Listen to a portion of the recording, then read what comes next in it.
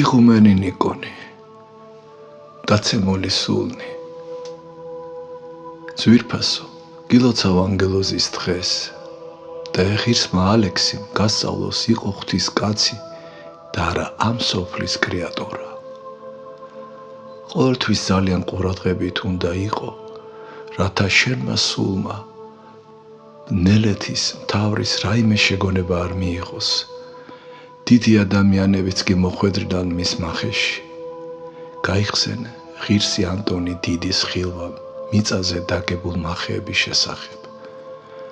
მათ მხოლოდ სიმდაბლე გადაურჩება, ანუ საკუთარ თავზე იმედის დამყარების სრული უარყოფა და სრული მინდობა ღვთისადმი. შენ და გუნდის სხვა წევრებს გული აგიჩუყათ მრევლის მადლიერებამ. უფრთხილდი ამას, აქაც მტრის ერთ-ერთი მახია დაგებული.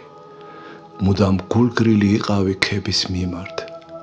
თუ ქებას მიიღებ, უნებლიე შემდგომშიც ეცდები სათნო ეყო ადამიანებს და შეიძლება ისე იქცე ფარისევლად, ვერც კი მიხვდე.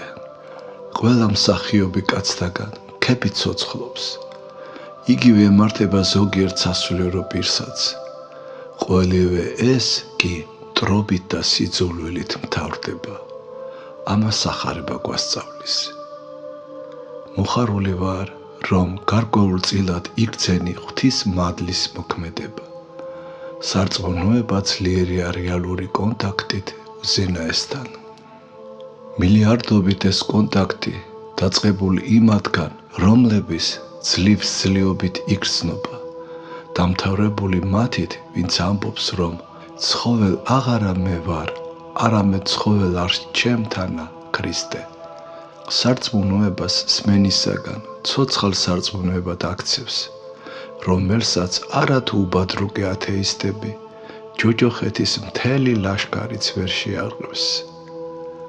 არ შეიძლება რეალური ფაქტის არარსებულად გადაქცევა, მარტო მსჯელობითა და უარყოფით.